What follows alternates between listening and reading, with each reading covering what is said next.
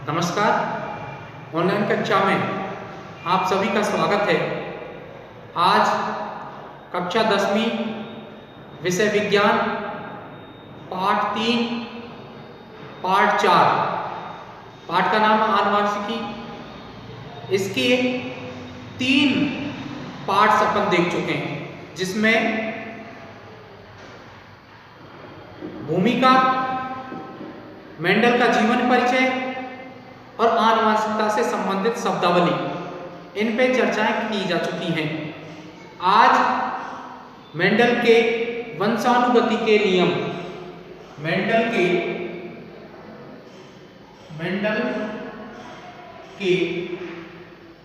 वंशानुगति के नियम पर चर्चाएं करेंगे। अर्थात मेंडल ने वंशानुगति के नियम कौन कौन से दिए और क्या है उन पर। तो सबसे पहले मैं बता देता हूं, इन्होंने महत्वपूर्ण 3 नियम दिए थे और तथा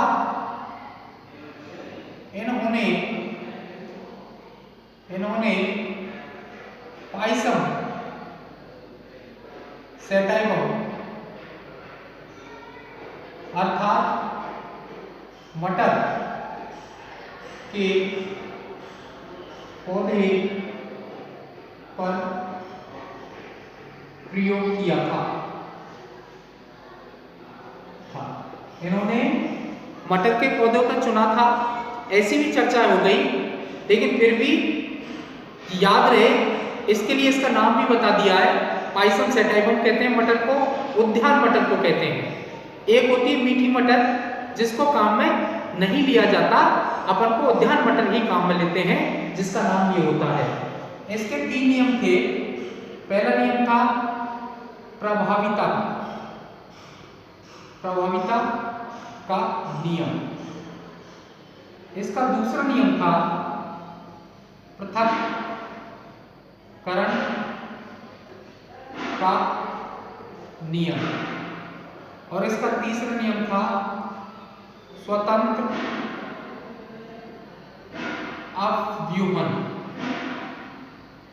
अव्यूहन का नियम।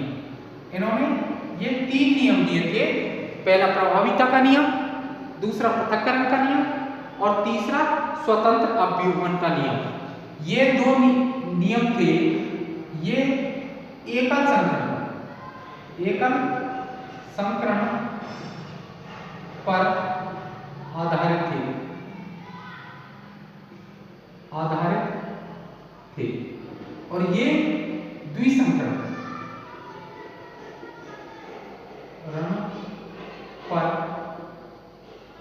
आधारित था।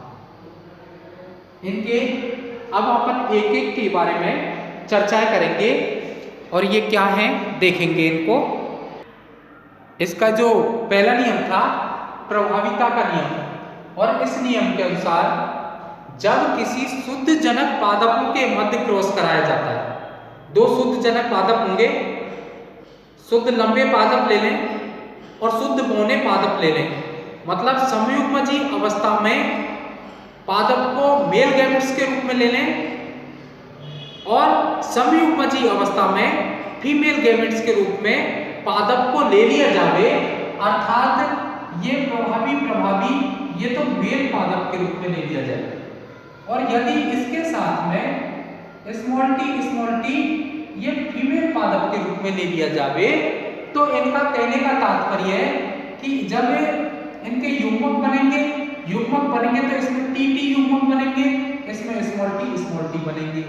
जब इनका क्रॉस होगा तो ये संभावनाएं बनती है, या तो टी इसके साथ संकरित करे, या टी इसके साथ संकर करे, या ये टी इसके साथ संकरण करे, या ये टी इसके साथ संकरण करे। ये 4 स्थितियां बनती हैं। तो अपन देखते हैं सभी में इनका जीनोम या जीन प्ररूप इस प्रकार का प्राप्त होता है। अर्थात अपन देखते हैं ये F1 पीढ़ी कहलाती है। F1PD, और ये क्या कहलाते हैं? जनक, और ये कहलाते हैं युग्मक। अब अपन देखते हैं इनका जीनोम एक जैसा है, ये भी ऐसा है, capital T small T, capital T small T, capital T small T, अर्थात 100% संकर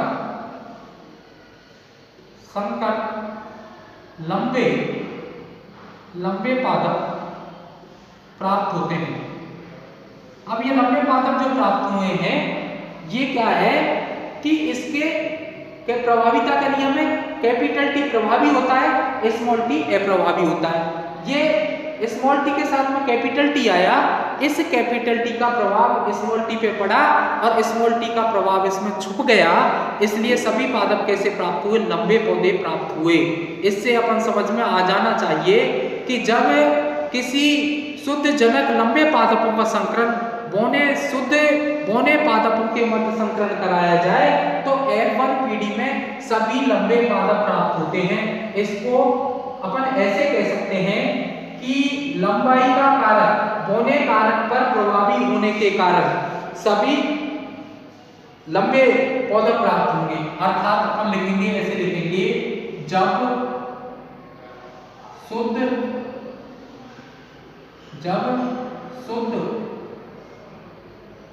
पादपों के मध्य संकरण कराया जाए तो F1PD में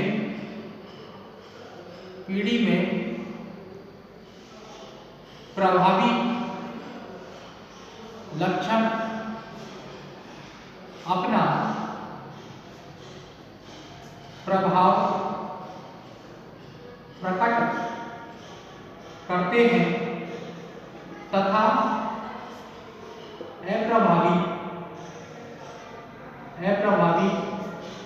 प्रभावी की उपस्थिति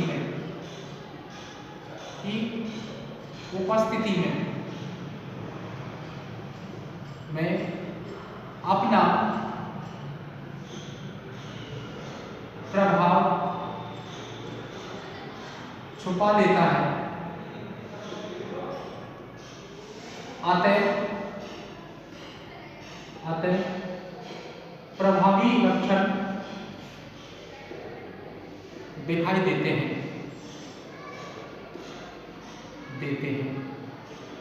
जैसे पादप की लंबाई का कारक,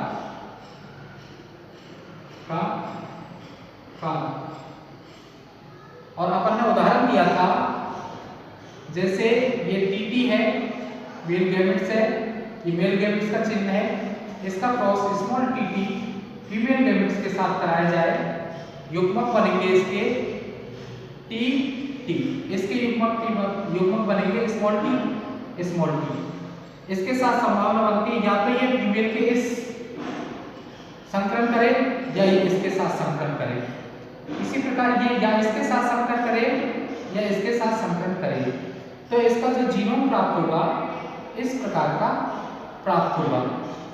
अब अपन इसको तो कह रहे जनक, ये युग्मक है और ये F1PD है।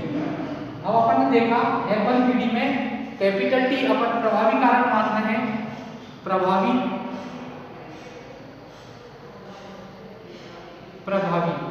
और स्मॉल टी को अपन क्या मान रहे हैं? अप्रभावी। तो प्रभावी अपना लक्षण प्रकट कर रहा है, इसलिए पादप कैसे हो रहे हैं? 100% लंबे पादप प्राप्त होते हैं, लंबे पादप प्राप्त होते हैं। इस प्रकार अपन देखेंगे। अब देखिए, इसके एकल संकरण पर आधारित ये दूसरा नियम है, पृथक्करण का नियम या युग्मकों की शुद्धता का नियम। पहली बात तो ये कि यह भी एकल संकरण की घटना पर आधारित है। आधारित है। अर्थात जब F1 पीढ़ी के पादपों के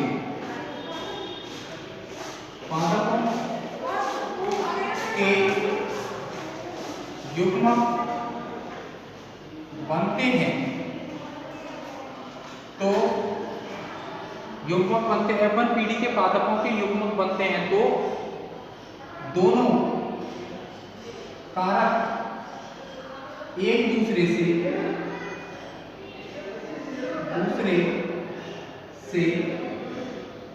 पृथक